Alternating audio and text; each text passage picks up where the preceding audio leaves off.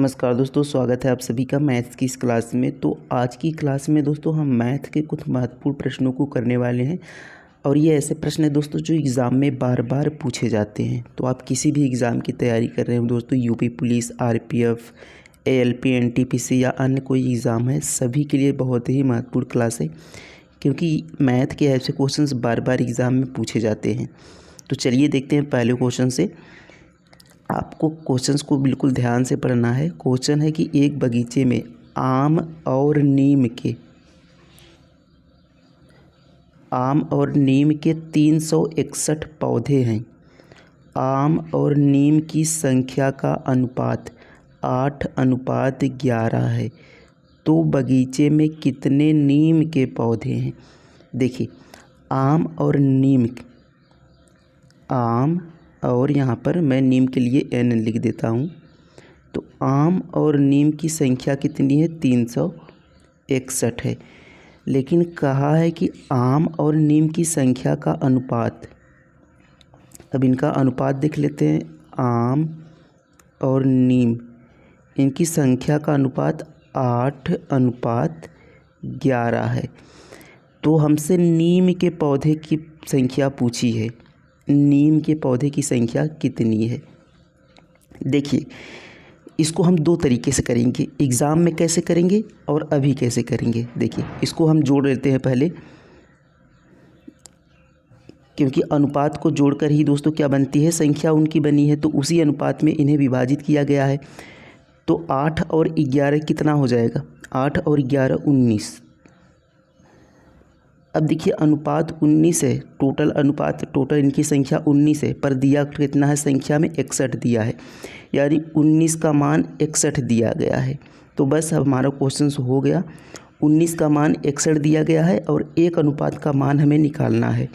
तो 361 में हम क्या करेंगे? 19 से भाग कर देंगे, हमें एक का मान पता चल जाएगा, क्योंकि 19 अनुपात का मान 361 दिया गया है। तो एक अनुपात का मान हमें निकाल कर, और नीम का अनुपात कितना है? 11। तो 11 से गुणा करना है। तो 19 का मान यहाँ पर बटे कर दिया हमने, 361 बटे 19, और 11 का मान हमें निकालना है। तो 11 से हमने गुणा कर दिया। अब यहाँ पर देखेंगे, इसको काटेंगे तो दोस्तों ये 19 बार में कट जाएगा, क्योंकि 19 का स्क्वायर संख्या है।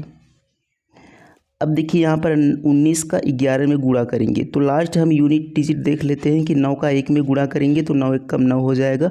और किस संख्या के लास्ट में 9 आ रहा है? तो ऑप्शन ए में ही केवल 9 आ रहा है। तो ऑप्शन ए ही हमारा क्या हो जाएगा? करेक्ट आंसर हो जाएगा। और इसे पूरा गुणा कर लेंगे तो यहाँ पर 209 यहाँ पर आ जाएगा। कितना आ जाएगा? 209। तो इस तरीके से इस प्रश्न को हमें सॉल्व करना है कि अनुपात उनका दिया है, अनुपात को जोड़कर टोटल संख्या में भाग कर लेंगे और नीम के अनुपात से गुणा कर लेंगे, हमारा आंसर आ जाएगा। अब देखिए, सबसे बेस्ट तरीका यहाँ पर क्या है, इस तरीके को आप नोट कर लेंगे।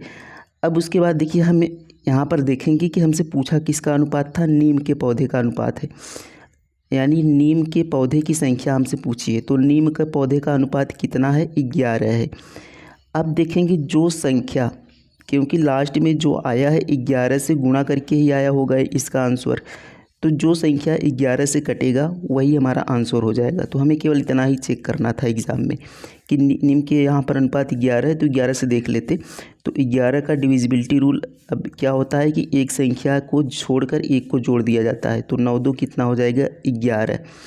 और यहाँ पर 2 1 3, 7 1 8 में से 7 जाएगा, एक ही आएगा, 7 5 12, यानी यहाँ पर 7 और 5। तो केवल एक ही संख्या दोस्तों हमारी बन रही है 9 2 11, और 11 से वही संख्या केवल डिविजिबल होगी। तो इस तरीके से भी हम चेक करते थे। उम्मीद है ये आप सभी को समझ में आ गया होगा। नेक्स्ट क्वेश्चन देखेंगे। देखिए, अगला प्रश्न है कि एक मूलधन को 4 वर्ष के लिए 7.5% वार्षिक साधारण ब्याज की दर से निवेश किया गया। यदि निवेश 5 वर्ष के लिए होता तो अर्जित लाभ 375 रुपये अधिक होता। निवेश किया गया आरंभिक मूलधन कितना था? यानी हमें इसमें प्रिंसिपल बताना है कि प्रिंसिपल जो यहाँ पर मूलधन लगाया गया था वह कितना था। अब देखिए, यहाँ पर जो 4 वर्ष के लिए निवेश किया गया और दर कितना है, यानी रेट रेट है 7.5%। अब जब 4 वर्ष के लिए निवेश किया गया, लेकिन जब 1 वर्ष और बढ़ा दिया गया तो 375 रुपये अधिक हो गए। लेकिन 1 वर्ष में बढ़ेगा कितना परसेंट? बढ़ेगा केवल दोस्तों यही जो उसका वार्षिक साधारण ब्याज दर है 7.5% ही बढ़ेगा, और उसी से यहाँ पर 375 रुपये बढ़ गए। तो यानी सीधा सीधा जो 375 ये दिया गया है, ये 7.5% का ही मान है, क्योंकि 1 वर्ष में जो ब्याज बढ़ेगा, 4 से 5 वर्ष हो गया, तो 1 वर्ष में जो ब्याज बढ़ेगा वह 7.5% ही तो बढ़ेगा, क्योंकि साधारण ब्याज है तो साधारण ब्याज में हर साल ब्याज बराबर होता है। तो जो रेट यहाँ पर दिया गया है उसी से, तो जैसे हमें कोई संख्या है 100 है, अब इसका साधारण ब्याज दर जो है 20% है, यानी 20% प्रति वर्ष बढ़ रहा है। तो 20% 100 का 20% 120 ही होगा। 100 का 20% कितना होगा? 120 ही होगा, क्योंकि 100 में 20% बढ़ जाएगा। तो उसी तरीके से जो 1 वर्ष में 7.5% बढ़ जाएगा, और यहाँ रुपए में कहा है 375 बढ़ जाएगा। तो 375 7.5 से यहाँ पर भाग करेंगे, क्योंकि 7.5 का ही मान 375 दिया गया है। और हमें निकालना क्या है? आरंभिक मूलधन। तो मूलधन अपने आप में 100% होता है, तो यहाँ पर 100 से गुणा कर लेते हैं। अब देखिए यहाँ पर ये दशमलव हटाएंगे, 1 0 यहाँ पर और लगा देंगे। अब नीचे से दशमलव ये हट गया है। अब यहाँ पर देखेंगे 5 के किस, यहाँ पर 5 से गुणा करेंगे तो 5 5 25, 5 7 35, 2 37, 5 बार में कट जाएगा, और 5 का यहाँ पर 1000 में गुणा करेंगे तो 5000 हमारा आंसर हो जाएगा। ऑप्शन नंबर सी यहाँ पर राइट आंसर हो जाएगा। तो इस तरीके से हमें प्रश्नों को सॉल्व करना है। तो कितनी आसानी से यहाँ पर हमने सॉल्व कर लिया। उम्मीद है आप सभी को समझ में आ गया होगा। नेक्स्ट क्वेश्चन देखेंगे। देखिए अगला प्रश्न यहाँ पर है कि निम्नलिखित को हल कीजिए। तो ये बोडमॉस रूल पे होता है। सबसे पहले हमें यहाँ पर बोडमॉस पता होना चाहिए। B bracket of divide multiple, ये सब हमें आना चाहिए बोडमॉस रूल में। यदि आपने नहीं देखा है तो चैनल पर बोडमॉस रूल का वीडियो है, आप जाकर देख सकते हैं। देखिए कैसे इसे सॉल्व करेंगे हम। तो सबसे पहले हमें क्या होता है, कोष्टक को सॉल्व करना होता है। तो -1/4 को हम ऐसे रहने देते हैं, गुणा मझला कोष्टक और माइनस का 45। अब माइनस, अब देखिए यहाँ पर दोस्तों -96 है और -32 है, और यहाँ पर भाग करना है हमें। तो -96 बटे -32, क्योंकि भाग करने का मतलब बटे में ही होता है। तो ये माइनस से माइनस कट जाएगा, 32 तियाँ 96। तो यहाँ पर आ गया 3। अब ये मझला कोष्टक यहाँ से बंद।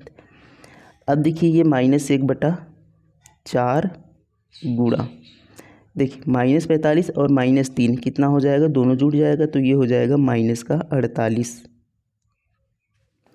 अब देखिए यहाँ पर गुणा है, ये बटे में है तो 4 से काट लेते हैं, तो ये हो जाएगा दोस्तों 12, माइनस का 12 और माइनस का 1 और गुणा माइनस का 12, तो ये कितना हो जाएगा दोस्तों, ये हमारा हो जाएगा 12 एकम 12, और ये माइनस माइनस प्लस हो जाएगा। तो 12 हमारा राइट आंसर होगा। ऑप्शन नंबर ए सही उत्तर हो जाएगा। नेक्स्ट क्वेश्चन देखेंगे। देखिए अगला प्रश्न है कि 34% की छूट के बाद एक वस्तु को 3168 रुपये में बेची जाती है, वस्तु का अंकित मूल्य क्या है? तो 34% छूट के बाद दोस्तों 3168 रुपये में बेची जाती है। हमने माना एमपी कितना है, मार्क प्राइस, तो मार्क प्राइस 100 है। 34% की छूट दे दी गई, तो कितने का बेचा गया, 66 का बेचा गया। 34% का डिस्काउंट देकर 66 का बेचा गया। लेकिन हमसे कहा है कि वस्तु 3168 रुपये में बेची जाती है, तो ये जो परसेंटेज का मान हमने निकाला है 66 है, लेकिन जो रुपए दिए गए हैं वास्तव में वह 3168 दिए गए हैं। तो 66% का मान 3168 दिया गया है, हमें 1% का मान निकालना है। तो 3168 में जब हम 66 से भाग करेंगे तो ये हमारा आ जाएगा 1% का मान, क्योंकि जैसे हम 5 रुपये में, जब 10 रुपये में टॉफ़ी ख़रीदते थे 2 टॉफ़ी, देखिए 2 टॉफ़ी का मान 10 रुपये है, तो एक टॉफ़ी का मान निकालने के लिए 10 में 2 से भाग कर देते थे तो 5 रुपये आ जाता था एक टॉफ़ी का मान। उसी तरीके से 3168 66% का मान है और 1% का मान निकालने के लिए हमें इसमें भाग करना है। उसके बाद हमें जितना निकालना है उससे गुणा कर देना है। तो हमें 100% का मान निकालना है तो 1% का मान ऐसे आ जाएगा और 100% का मान निकालने के लिए इसमें गुणा कर देंगे 100 का। तो यहाँ पर देखिए इसको हम सॉल्व कर लेते हैं। देखिए किससे कटे, 11 से काट लेते हैं। तो देखिए 11 से कटेगा 11 छक्के 66 और यहाँ पर देखेंगे तो 11 दूना 22 और बचा कितना 22, 8 एक 9 और 11 अठे 88 और बचेगा दोस्तों 8 बचेगा और इसके बाद हो जाएगा 11 अठे 88 यानी 288 बार में ये यहाँ पर 11 से कटेगा। अब 6 से देखते हैं कटेगा कि नहीं। तो 6 से यहाँ पर 6 चौक 24 कट जाएगा, 6 चौके 24 और 4 48 हो जाएगा। तो 6 यहाँ से 8 बार में कटेगा। अब यहाँ पर 48 और यहाँ पर गुणा 100 है तो ये कितना हो जाएगा, ये हो जाएगा 4800। ये कितना हो गया 4800। तो ऑप्शन नंबर ए इसका राइट आंसर हो गया 4800। तो इस तरीके से हमें प्रश्न को सॉल्व करना था। उम्मीद है ये प्रश्न भी समझ में आ गया होगा। नेक्स्ट क्वेश्चन देखेंगे। देखिए अगला प्रश्न, एक संख्या को 114 से विभाजित करने पर शेषफल 21 बचता है। यदि उसी संख्या को 19 से विभाजित किया जाए तो शेषफल क्या होगा। तो जब भी आपको ऐसा प्रश्न मिले तो 114 से विभाजित हो या 5014 से विभाजित हो या 5,14,000 से विभाजित हो, कोई मतलब नहीं है। आपको केवल शेषफल देखना है कितना बचता है। तो 21 शेषफल बचता है और उसी संख्या को 19 से विभाजित किया जाए तो शेषफल क्या होगा। तो सीधा हमें 21 में शेषफल में ही 19 से विभाजित कर देना है।